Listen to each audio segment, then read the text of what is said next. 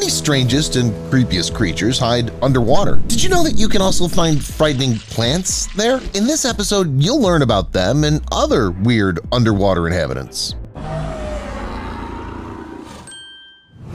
Giant water lily. This is the name of the first guest of our episode. I agree that this is a slightly unusual name, but take it from me, its appearance and abilities will strike you even more. Firstly, it's important to note that this is a rather big herb that was considered the biggest water lily in the world until July 2022, as well as one of the most popular orangery plants. I suggest that we should not talk about the plants that displaced our guest from the leading position. It'll be tactless. Possibly we'll make the water lily angry and it'll eat us. Come on, of course I'm joking. Water lilies didn't reach this stage yet to be able to eat people. What's more, they're quite safe, and you can even stand on these plants. The opposite side of the leaf is strengthened by hollow ribs that lend an additional robustness to its leaves. The underwater side is dotted with pricks. It's necessary to avoid occasional attacks by herbivorous fish. The basic place where you can encounter the Victoria amazonica is in the basin of the river with the same name. You know, this is a place where I would definitely go. Not because I adore the creepiest things, but because this deserves a separate notice. These plants strike us by the fact that they stick out of the water exclusively at night and they hide at dawn. Secondly, one flower blossoms just for 3 days. Interestingly, each of them has its own color and smell. After pollinating, this beauty will disappear underwater. That's why if you'd also like to enjoy it, you'll have to hurry up. Otherwise, we'll have nothing left to do but to enjoy standing on a water lily. Yes, it's so robust that it can even withstand an adult person. If it weren't so dreadful from the backside, it'd be my favorite plant. It's not in vain that they say all things are known by comparison. Some people will think that Victoria amazonica is the most dreadful plant in the world that you'd better not contact. Other people that are acquainted with the common bladderwort will surely say so about it. This plant received its name due to its small oval air bladders that are located on its leaves. With their help, it catches different small insects, crustaceans, and seaweeds. I'll tell you about it a little bit later. The common bladderwort is also perfect at swimming in slow and standing waters of ditches, ponds, and swamps. Fortunately, you can see it. For example, small yellow flowers always stick out of the water. Those unfamiliar will think that they're quite usual and inoffensive, but as you can understand, that's not the case. As I've already said, it's equipped with air cavities in its arsenal that, as it may seem to you, are necessary only to breathe underwater. However, in this case, it's not the fact. The bladders can be found on its sprouts. These are full-fledged killing weapons, playing a role of catching cameras. They're provided with sensitive bristles. As soon as a small creature finds itself within reach and it touches them, the bladder instantly opens and sucks in water together with a poor victim. Leave a like if you're also struck by the unlimited fantasy of nature and by how unique and at the same time effective methods of hunting it invents. So the camera sucks water in and closes. Later on, the victim starts to mineralize itself. With the aid of ferments, the animal is fully disintegrated. Then mineral substances are further accumulated, especially nitrogen.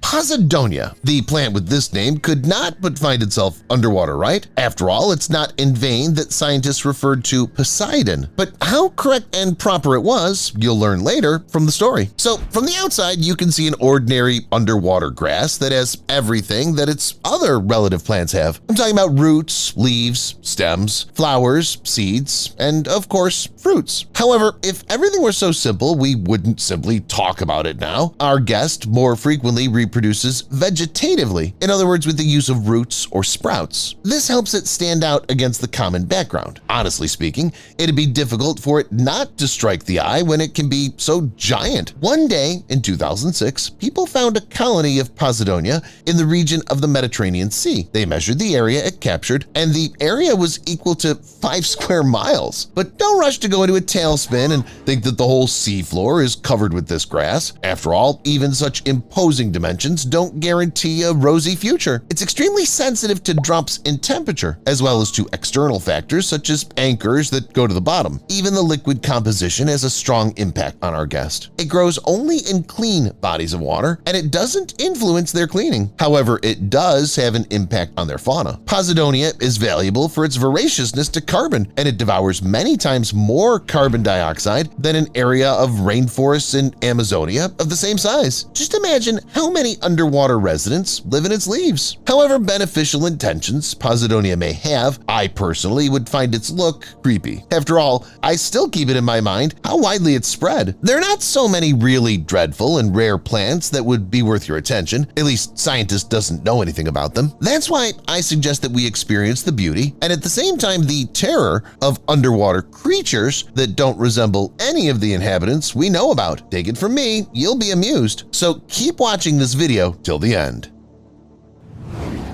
We start with the Venus flytrap anemone, or as divers also call it, a death trap. It's not likely that you ever saw it. This creature distanced itself from the water surface for several miles down. It lives mostly in the region of Western Africa, as well as in the Gulf of Mexico. Our guest does well underwater, at least because there's no competition there. The density of the population is small. There's almost no dangerous creatures there. It's a real dominator there, waiting until someone swims by. A dominator with dreadful tentacles that are dotted with stinging thread cells. If there were a better overview at such a depth, any fish or other creatures would always keep away from this monster. Still, its look is far from friendly. As it is, as soon as you see the flytrap anemone, it'll be too late to do anything. After all, with the help of its frightening tentacles, it deadly grabs any prey that swims by. Those can be shrimps, jellyfish larvae, in general, any small creatures. The animal grabs them, it closes its maw, and it neutralizes them due to its thread cells. After that, the victim will be digested calmly, and it will nourish the body of the predator. By the way, the Venus flytrap anemone does not have anything but the intestine. That's why it's exactly with its cavity that it fully clings to the bottom of the sea.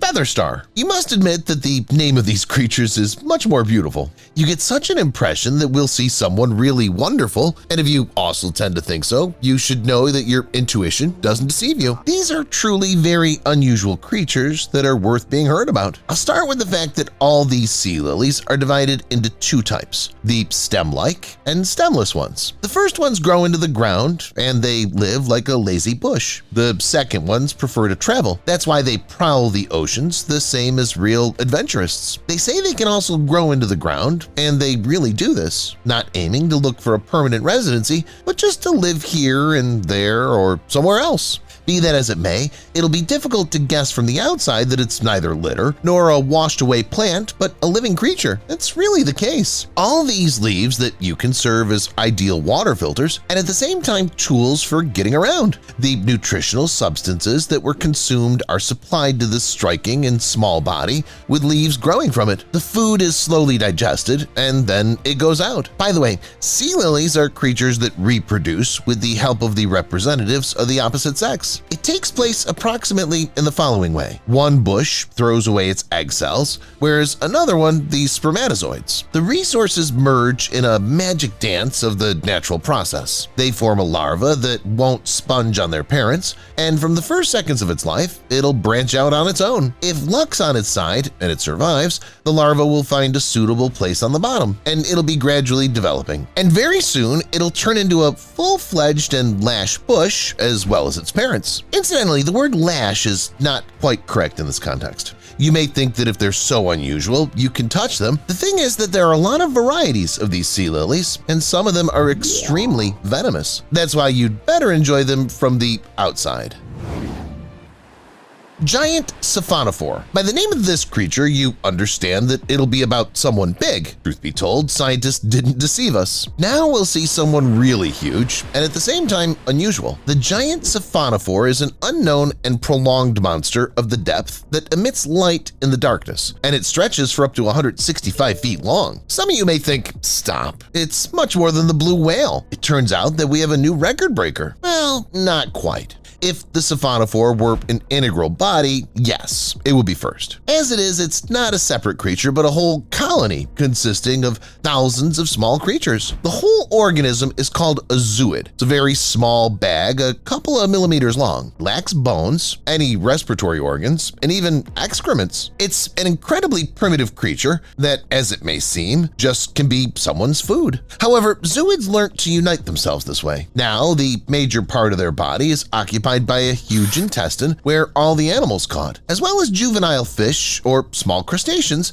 are exposed to digestion. I admit that this sounds very strange, but what I'll tell you about next is even more unusual. Zooids, as it turns out, can be different. Some of them turn around the stem of a siphonophore. They protect their tender tissues from injuries, and they also make these creatures more buoyant. Others play the role of conductors in a deep sea and impenetrable abysm. They orient themselves to the flows of water, and they lead a colony forward to new adventures. A third type of zooids is responsible for reproduction, and it throws away hundreds of thousands of germinal cells. A fourth type, one of the most important ones, not only consumes but also forages for food. It's exactly these zooids that transform our guest into something resembling string lights. The youth illuminates and it attracts prey. Later on, it's only a matter of technique. With the help of their agile tentacles with thread cells, the organism captures its prey and then it puts it in its mouth. Everything is almost the same as with jellyfish. Incidentally, food is digested and it goes through the stem of a colony. That's why there's no such scenario with someone lacking something.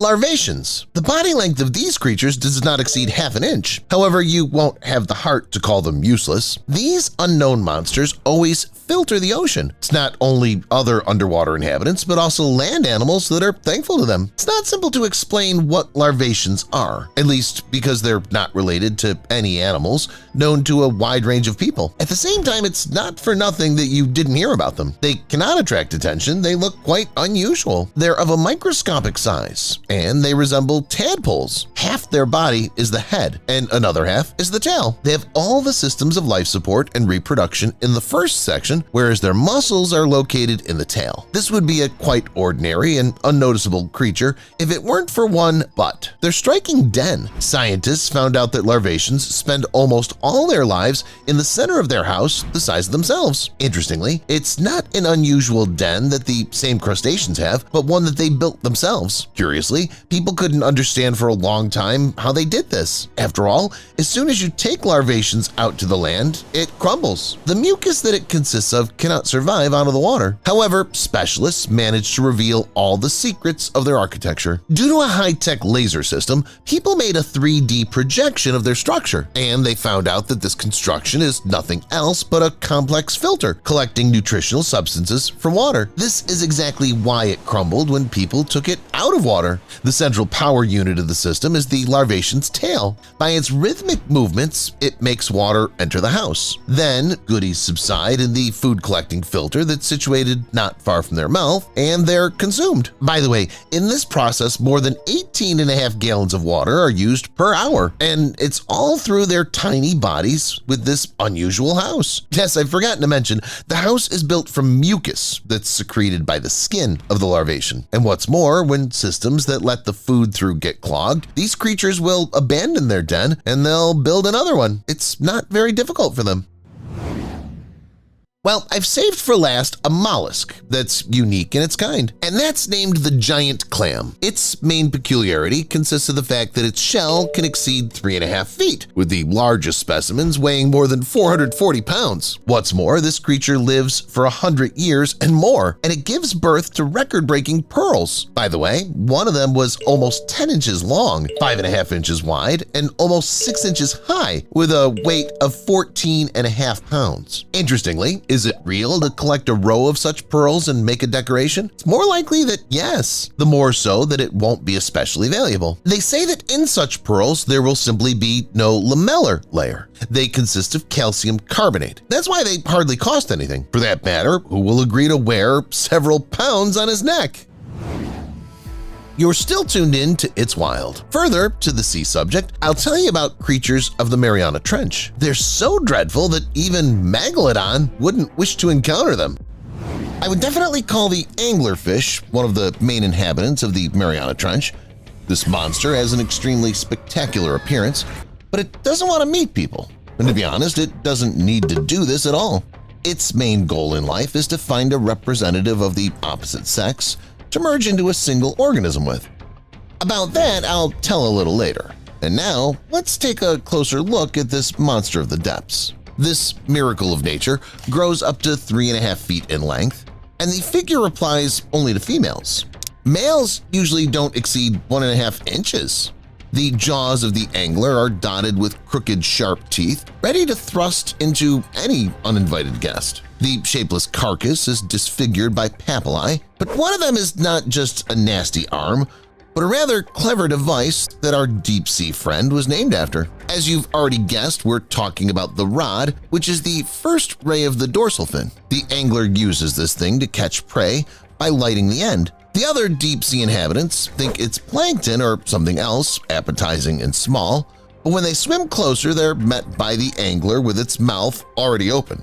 And this rod is not always lit. When the fish, on the contrary, needs to merge with the terrain, it quickly switches it into standby mode and turns off the light. By the way, among these fish, there's even a special species that can fold the rod in a separate channel on the back. That's how they've adapted to life at great depths. Well, now let's get back to that very mating for life. As I said, males are incredibly small compared to females, so their main task in life is to find a mate who can provide them with food. Once he's found a lady of his heart, the male gnaws into his chosen mate and attaches himself to her body. Now he and the female are one, without any romantic details. The male's organs disappear, and his circulatory system merges with the main body. By the way, there is one rather curious discovery made in the Mariana Trench on this subject. Humans found the remains of a giant deep-sea angler and took them to their research center. They uploaded the information into a supercomputer, and it showed what the monster looked like when it was alive. It's not just one male who participated in the mating process, but several thousand. Do you think that such a giant and at the same time toothy fish is real? Or did the computer make a mistake? Write in the comments.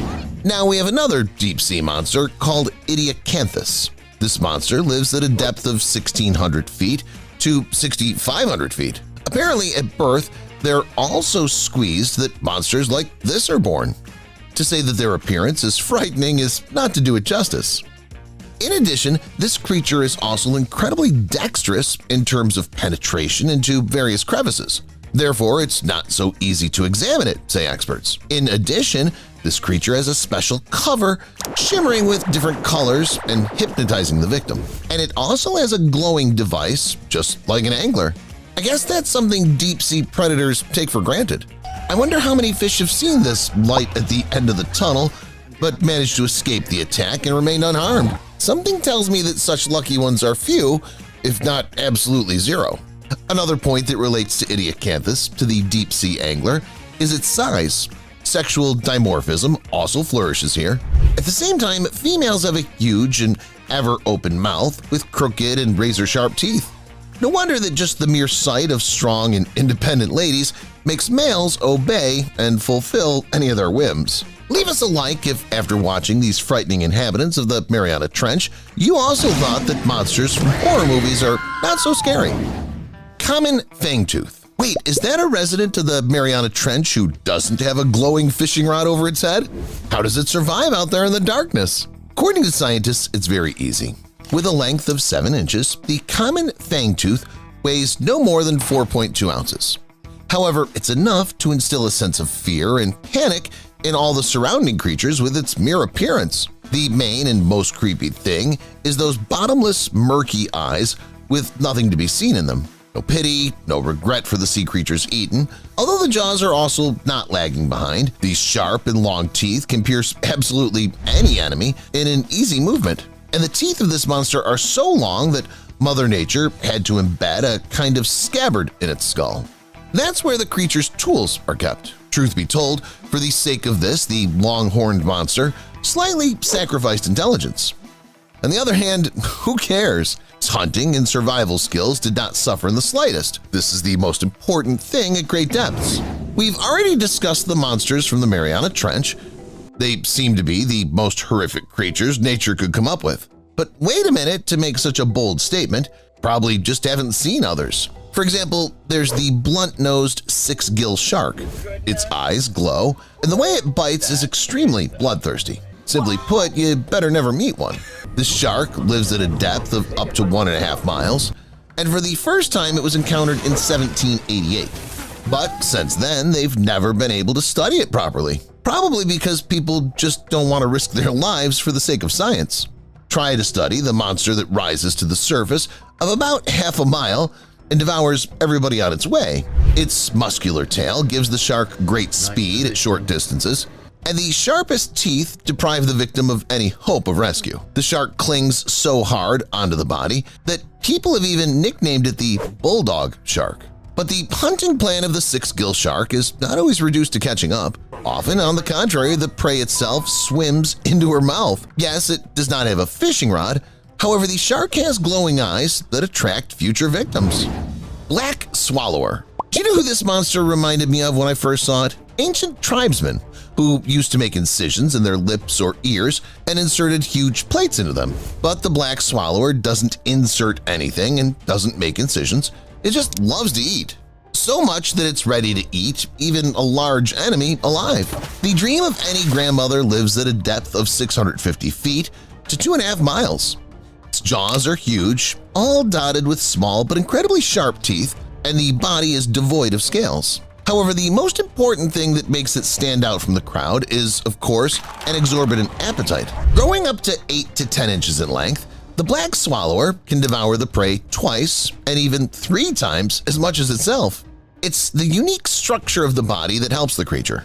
First, those small and sharp teeth are bent inside. That means that the enemy will not be able to even jerk and certainly to climb back to freedom. Secondly, the walls of the belly of this monster are very elastic and easily accommodate even a large catch. According to experts, this fish has gone so far in its gluttony that most often it dies not from other evil fish, but because of its greed. Trying to eat even larger prey, the fish eventually tears its stomach. What exactly causes such incredible greed, scientists don't know. The only adequate theory on the subject is that it's all the fault of living in deep water. It's very difficult to find anything appetizing there. Can't see anything, and fish are generally quite scarce. Therefore, when the black swallower encounters an opponent, it tries to swallow him without a second thought so as to not remain hungry. Tripod fish. Next in line, we have a slender man from the world of deep-sea dwellers, or just a tripod fish. The name speaks for itself. The fish has 3 legs, or rather 3 long bony rays coming from the pectoral fins. The length of the arms can reach up to 3.5 feet. The logical question would be, why do fish need legs? Well, the fact is that the tripod lives at a depth of up to 2.8 miles, and swimming there, to put it mildly, is not easy. So the fish decided to take a different, ingenious way and grow limbs on which it will move. Moreover, the limbs on which the fish rests, at this point, constantly stand stock still. Scientists suggest that for greater stability, tripods pump them with liquid, and when the animal wants to swim, the swelling subsides and it turns back into a simple fish. What's the point of it turning into a classic sea creature? After all, in addition to convenient movement, such unusual legs also perfectly help in the search of food. The fish confidently burrows in the sand, stands against the current, opens its mouth, and just waits. It waits for tasty crustaceans, fish, or anyone else who comes to it. Always being in extreme conditions, you don't have a choice. And even if the opportunity arose, the tripod fish would hardly be able to. Its eyes are tiny, so small that it can't see much with them. The limit of its capabilities, if you believe scientists, is to determine the time of day and to understand when a fish swims over a large predator. But don't think that's why it eats everything in sight. The tripod skillfully distinguishes between edible and inedible food with the help of its front fins. Psychedelic frogfish. Just by the name of our next guest, we can already understand that it'll be somewhat unusual, someone we've never encountered before. And you know, in this case, the first appearances do not deceive. In front of us is a truly unique creature, which is impossible not to pay attention to. Today, it's commonly believed that the frogfish belongs to the order of anglerfish, but I would not be in a hurry with such conclusions. Remember how frightening those monsters are? Our beauty is covered with pretty patterns. The fish is 6 inches long and painted from head to toe. Its mouth is not as frightening as that of the anglerfish. I neither see giant and ugly teeth nor this strange rod. Yes, and instead of the black abyss, the creature settled in the shallow waters of sandbanks and coral reefs in Indonesia. But why was this psychedelic frogfish classified as a representative of this terrible order? Well, initially, analysis of the fish's anatomy, ecology, and behavior put them in a separate family, but here's a DNA test that proved that it was done in vain. By studying the genetic code of the fish, scientists have related the creepy monster from the depths with this guest from the shallow waters. Okay, that's out of the way, but why is the fish called a frog? Can it catch flies with its long tongue? Apparently not, but it's not so important for scientists. They've noticed other similarities between fish and frogs. Instead of scales, fish have mucus-covered skin, and instead of fins, legs that enable it to jump. Well, I think no one needs an explanation why this monster has the word psychedelic in its name. Camouflage of this fish is something unique, something that will impress everyone. By the way, they say that each of these fish has its own unique pattern, which is not repeated. And although it's a complete failure in terms of camouflage, the frogfish saves time to escape from a predator in another way. When an enemy finds it, it takes a long time for him to realize the creature's true size and doesn't attack at once. This is enough for the psychedelic frog to take defensive action, jumping into the nearest hole or launching a counterattack. Port Jackson shark. It seems that we have another shark next, which will not be much different from the rest, but people will think so until they see the maw of this Port Jackson shark. Mouth crusher and poisonous fins make it one of the most dangerous and frightening water inhabitants. You can encounter this horror at a depth of 1,000 feet. In terms of dimensions, it doesn't exceed 5.5 feet. Well, it's out of the league of the megalodon, of course, but the prehistoric giant does not have such frills as this shark. For example, instead of the familiar to us all maw, it has the most monstrous crusher, consisting of 2 types of teeth. Those smaller are located at the front ends of the upper and lower jaw. They're sharpened and are used to grip prey.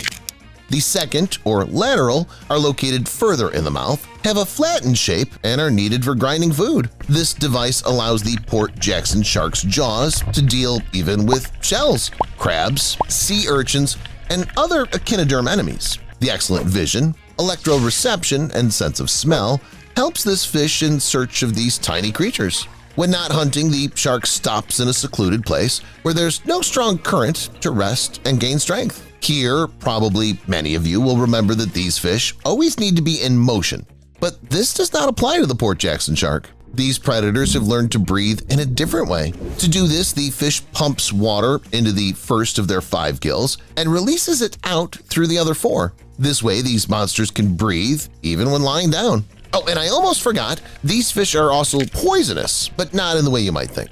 It has no fangs through which it shoots venom into the enemy. All the toxin is concentrated in 2 small spines at the front edge of the dorsal fins. They're very small and inconspicuous. However, those injured by them will not be happy. The venom has a paralyzing effect and buys the shark time to attack. Sunflower sea star. Yes, there is such a thing underwater. It's a sunflower starfish, considered the largest and fastest in the world. This giant owner of 24 tentacles, growing up to 3.5 feet in diameter, lives in the northeastern waters of the Pacific Ocean, from the Aleutian Islands to the coast of California. It's said that it can easily catch up with a sea urchin, hermit crayfish, or even fish that have lost strength in a fight with other sea creatures. And nothing can save you from the attack of the sunflower. This monster swallows its victims whole, leaving only bare skeletons after the meal. Looking at this star at a young age, you cannot say that in the future it will be such a brutal killer. What do you do if you encounter the hammer shark or the moraina? Why should you be afraid of even minnows? Later on, dreadful moments with animals caught on camera in the ocean. Tiger shark. These were the 2 words that the fisherman shouted several times as the underwater predator clung on this boat. Oh boy, I wouldn't want to be in his shoes, for the man was literally 1 step away from a terrible end. If his boat had been less sturdy and it had fallen on its side, the shark wouldn't have given him a chance to survive. After all, the tiger shark is one of the most dangerous sharks of our time.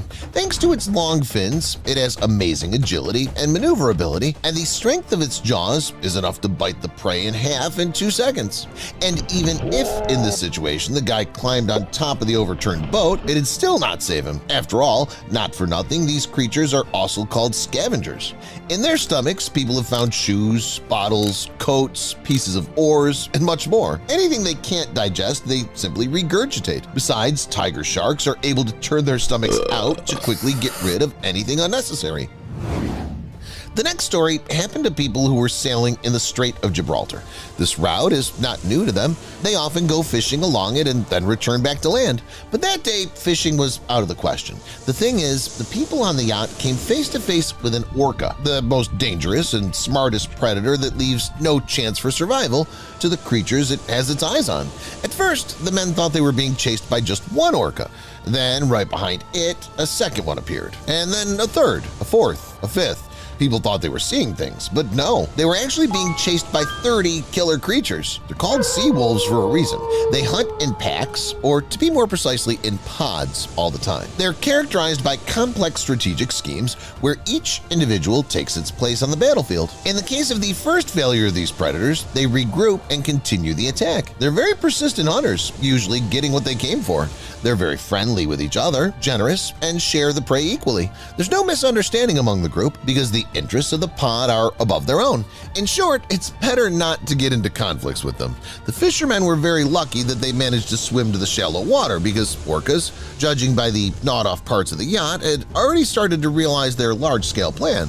And if you think that they would not sink such a large yacht, then just keep in mind that their bite force is about 4 to 5 times more powerful than that of the great white shark. Here's another one of their attacks and proof that they're capable of doing many things. It happened off the coast of Portugal. The toothed whales attacked a yacht and ripped off the rudder in front of the yacht owner.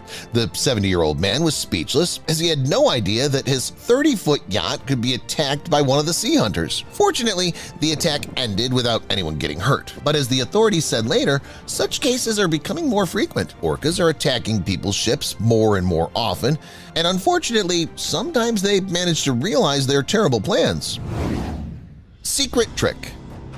In fact, whether you're swimming in the open ocean or diving somewhere in a secluded place, there may be some kind of danger waiting for you anywhere. In this story, for example, the man just dived underwater and looked around, capturing the beauty of the bottom on camera. It's his hobby, what's wrong with that?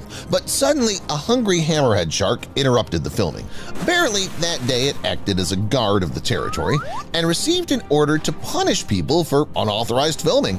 However, the man turned out not to be a simple one. He knew his rights, so he was not frightened and hit back at the insolent predator. This both scared the predator and allowed the diver to get legendary footage that he will not forget for the rest of his life. Eventually, the man climbed back onto the boat and sailed away for good. As he said later, he was very lucky. After all, he only noticed the shark out of the corner of his eye as it was approaching from the side. If he had been even a moment slower, his life would have been over. But it's not only orcas or sharks that attack people. Sometimes even smaller creatures show aggression. After all, who said that a small one cannot be aggressive and confident, right? The moray eel can definitely stand up for itself. So if suddenly it doesn't like how it's filmed by a diver, it can jump on him like this, and then the diver won't be able to get rid of it. In fact, although these fish have a short character, they're not used to swimming in the open and look for prey directly. There's a reason they have such an admirable camouflage from nature, right? This fish skillfully blends in with its surroundings. The skin of the moray eel is covered with a special layer of mucus, characterized by pronounced anti-parasitic effects. Color is somewhat similar to that of the leopard. The head of the individual, its fins, and the upper parts of the body are painted in a yellow-brown shade. Most often, they're strewn with dark spots of different size.